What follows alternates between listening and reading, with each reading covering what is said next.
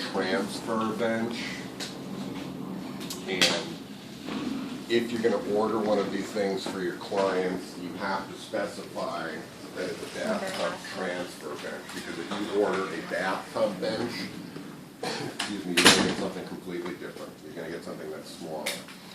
And so how the purpose of the bathtub transfer bench is to allow someone to transfer in and out of the bathtub without stepping over the tub.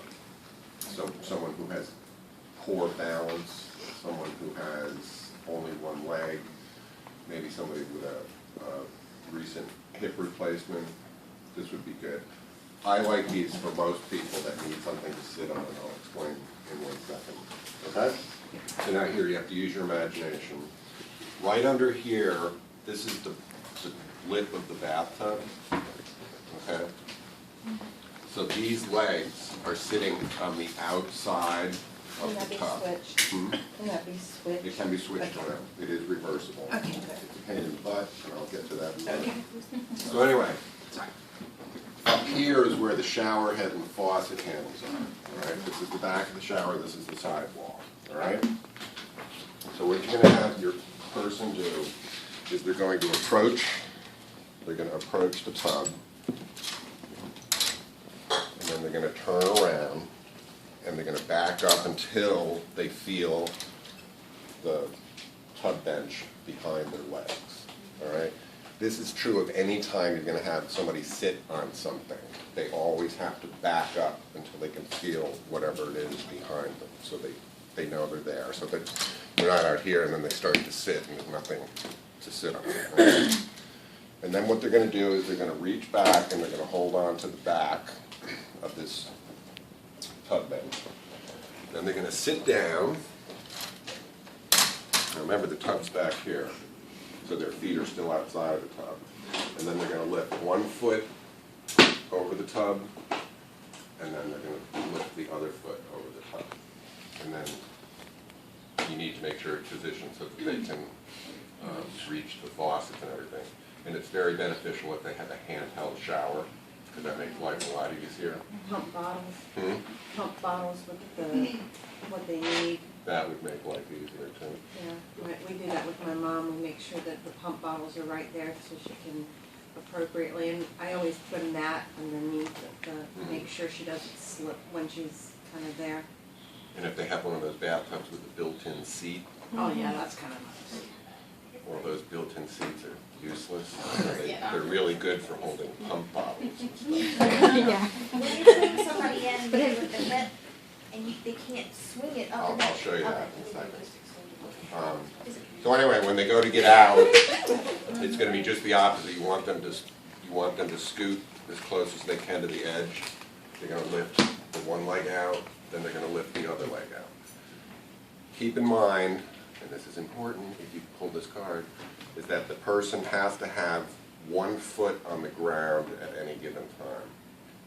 So I'm going to swing in, my left foot is on the floor, bringing that way. Now my right foot is on the tub. Then I can bring my left foot in. If you do this, and this is wet and soapy, they're going to go sliding off. All right? So that's why you want to have 1 foot on the ground at all times. As far as a hip replacement, what I would suggest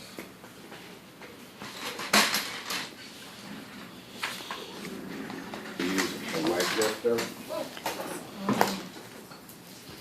And what they're going to do is they're going to take their operated leg and very carefully bring it over, and then bring their other leg over. The problem with that is that the newer bathtubs are not that big, and they may not be able to get their foot across the wall may be right there. And so then what's going to happen is that they're going to lift up their leg, and they're not going to get past the wall. So that's probably not going to work for a lot of people. Okay? So you got that? Back up, feel the thing behind you. They sit 1 foot on the ground at all times. They finish. And that's it, okay? This is called a 3-in-1 commode. This can be used for a regular bedside commode. It can also be placed over the toilet to make it higher. And if you get somebody with a hip replacement, they're definitely going to have one of these. Okay. And it can also be used as a shower seat if it will fit in the personal shower. So Medicare will not pay for this. Medicare will not pay for anything that goes in the bathroom. So they won't pay for tub seats, they won't pay for grab bars, they won't pay for raised toilet seats. Nothing in the bathroom. I don't know why. However, they will pay for 3-in-1. Why? Because it can be used as a bedside commode. So they will pay for this. This also has a bar that goes back here, which I've taken off. And this bar is in case you're using it just for a bedside commode so that the person doesn't fall backwards. If you're going to put it over the toilet, you're going to want to take this bar off, and that will allow you to get this back far enough so it can touch the back of the toilet. All right? It's adjustable, so depending on how tall the person is, you can either raise it or lower it. You want to have it as high as you can, but you want to have it so that their feet touch the ground. You know, you don't want them suspended in midair.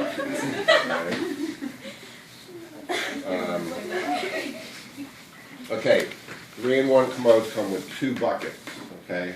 One is a regular bucket with a bottom and a top, and that's if you're going to use it for a bedside commode. This one does not have a bottom on it. This is called a splash guard.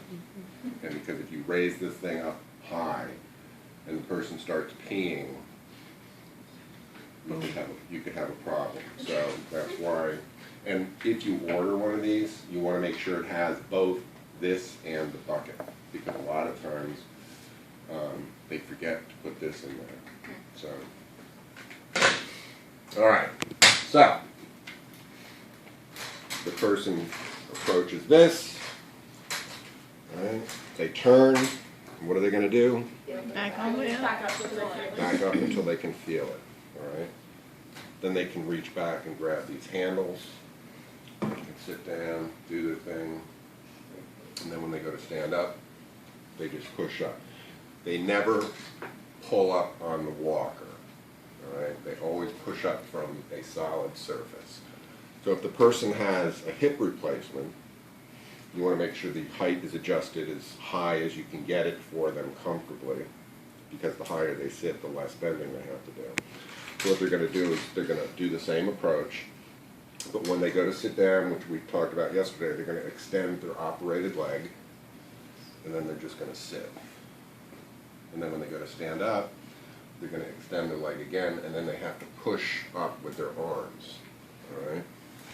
So a lot of times they might be weak in their upper extremities, and you may have to work on getting their upper body stronger as part of your toileting or your transfer program. So that would be something that would prepare them for this activity. Any questions? What if you have to take one of the, side things off? You know what? The side rails for This? that? Yeah. Then the whole thing would fall apart. Oh, I thought you said that you can take one of the side things off. Just the back bar. rail. Oh, just kidding. However, brings up another point. If you have a person who requires a transfer board to get on and off a commode, they do make commodes with drop arms. So that you can push a button and the arm will go down, and then they pull it up and it clicks back in place. And both arms should be movable.